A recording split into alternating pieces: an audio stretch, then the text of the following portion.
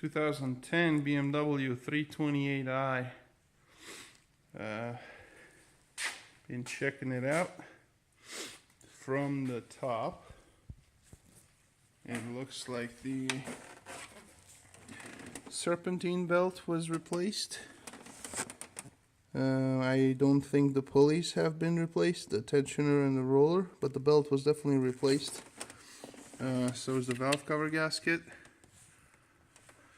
This power steering reservoir is leaking like they all do, and it runs down the lines. I'll go on the bottom and show you.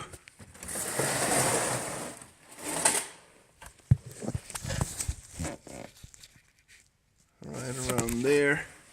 It is also dripping onto the steering rack boot, which I don't think it's the rack itself. It's the that hose just dripping from the top. Yeah, let me see if I can get a better look at it. It's actually forming droplets over there. There. I'm gonna zoom in. And there it is. So those things are leaking power steering fluid. The power steering level is low. I took the belly pan off and I found coolant in it right over there. That is coolant. Also, I guess this is why the belt was replaced, because the old one just grenaded. All that white stuff is coolant residue. The leak is coming from several places. The active leak is happening here, right there, and that is at the lower radiator hose on the passenger side, and that one actually connects to the thermostat housing.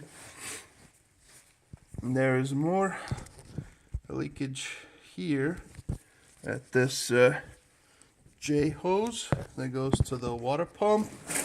The water pump is also covered in crust. In fact, at this mileage, I would absolutely replace this water pump, thermostat housing, and that J hose, because these are electric. They are known to go bad. My car was no exception, and it does not give you any warning signs. When it goes, it goes. All you'll see is the car overheating. You can definitely overheat the engine. So, don't skip on that part. The oil pan is in fact leaking. It's sweating around there. Well, maybe a little more than sweating. It's worse towards the back, where it is leaking and forming droplets. Also this oil level sensor is also leaking some fluid. There's more. The drain plug has got a touch of oil. The transmission, this one has the GM transmission. There were two options, a ZF and a General Motors transmission, and I believe this is the General Motors trans. I'm gonna check that label.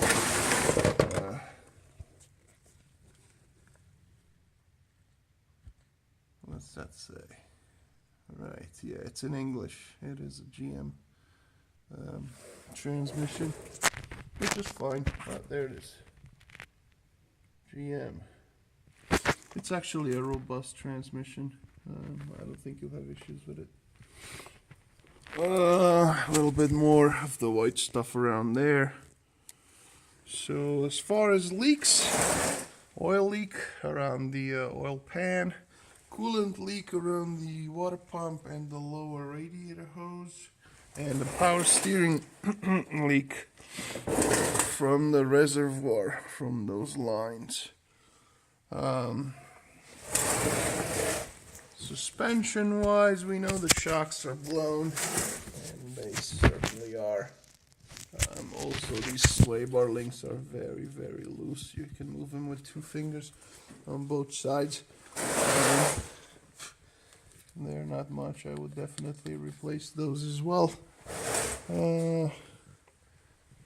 I believe that is it under the car.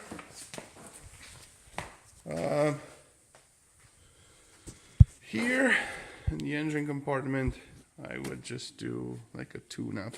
You just had the oil change done. I would do a cabin filter, an air filter, and spark plugs.